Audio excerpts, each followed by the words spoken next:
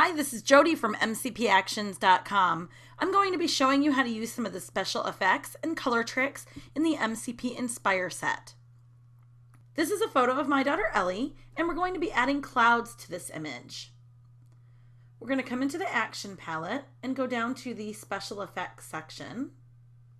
And you'll notice I've already done a few mild edits to this photo. There's the before and there's the after, very subtle so far. We're going to use the custom faux cloud overlay and click play. There will be messages. You're welcome to read those when you play it on your own. As you can see, this message warns you that you must do some type of transformation and to ignore the spilling. You'll see that there are clouds like on her skin right now. There won't be when we're done. And drag your clouds till they have a natural shape. They will be changing and they won't be quite as intense as this, but go ahead and move them where you want. And so position them where you want and resize them how you like. Once you're done, click the check key or enter or return. The action will continue running. You'll see your photos back to the initial size again. It just relocates it to a smaller size for a moment. And now it says paint with white to reveal clouds. You'll see you already have a white brush selected, and we're going to go ahead and paint where we want the clouds. Unless you have white or very light colors in the photo, you're going to be pretty safe painting even like around trees. See how I'm just painting, it's not spilling on the trees? If you were to paint over her skin because it's light, you may have some overspill. If you have overspill, switch to black, so like around the tree line here, and just paint back. Back to the painting again. Let's go ahead now, we're on the paint to reveal layer.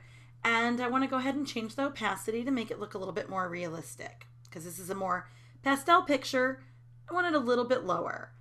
Let's go ahead, the clouds are in the background. It's very blurry back there because of my shallow depth of field. So I want to turn on the blur clouds layer as well. You're welcome to adjust or move the clouds after the fact as well. So you would select the cloud layer, the cloudy texture layer, and use the move tool, which is the letter V on your keyboard as a shortcut. And you can move them around once you've done all your masking too. Next, we're going to work on this photo right here. This one is from Andrew Miller Photography. And I've already, again, taken the liberty of doing some edits just to make things speed up. I did custom depth of field on the background, brilliant base, vitality, and lemon sorbet.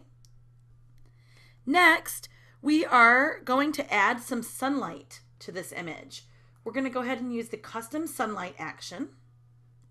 Once it's done building, you will see 3 different color swatches and 3 different layers with sun. By default, the left sun will be on, which is not what we want here. So I'm going to turn it off. We actually want the right sun so that it's coming in right from where the light is coming around this building. Once you have that turned on by using this eyeball on and off, you'll change the opacity to what you want. If you want to change the color of the sun so it's not quite as clear or yellowish, we can turn this layer on. You'll see it's orange, and you can even click and change it to your surroundings. For this photo, I'm going to leave it though. I'm going to collapse the folder to keep things neat. Lastly, for this photo, let's use gem polish. This action will bring out details in your photo and really make it pop. It works especially well on beads, gemstones, jewelry, eyes, lips, freckles, and any other details. We're going to be using a white brush, which you can see is already selected by default. We're going to paint on the areas that we want to make more intense and bring out. So you can see I painted over the dress, and now I'm painting over the railing. Maybe the sign in back. Possibly even this window in the back. Let's take a look at what that accomplished. There's our before and our after from using gem polish. Let's make a snapshot so we can compare. Here's our straight out of camera. And there's our edit. Lastly, we're going to work on this photo, and I'm going to show you how to change wall color. Again, I've already started the edit. Here's the beginning. And here's what I've edited so far. I ran Brilliant Base, Spunky, Caring, which is a mood ring, and Rich. Next, I'm going to run the color changer.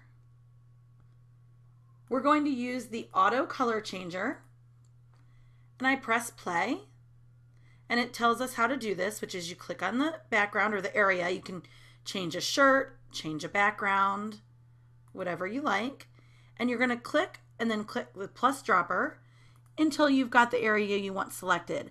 Note that anything else that's turned white will be impacted. So those are areas that you're going to have to come back and mask. It pops up and asks you to pick your color.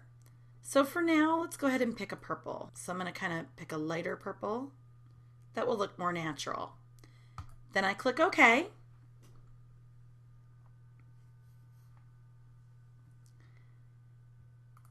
And I'm going to need to mask. And these are the directions popping up. So I'm going to ignore those for right now. You'll notice that the window, like the window pane, now has like a purple hue. You'll have to decide if you like that or if you want to mask that back. You will definitely want to zoom in, which is Controller Command and the plus key. Zoom in and move around as you paint to make sure you don't have any spillage. For the purposes of the video and not having it be too long, I'm not going to do that. We would obviously come in here on his jeans, and I would very carefully mask on that. Make sure there's no spilling on the little girl. You can see the sidewalk was impacted, so I am going to come in here on the sidewalk and paint on that as well. If you overspill, see how there's blue coming through? I wasn't real careful there. You will click your X key or just switch to the brush color back to white and paint back to reveal the effect. So the white reveals the effect. Okay, and you would again go in there with a close brush. I'm going to show you the final image. What it ended up looking like is this. So this was our before and this was the after. Thank you so much for watching this video. I hope you learned a lot about changing the color of your object, as well as adding a sky and adding sunlight and making details on jewelry, dresses, and whatnot pop.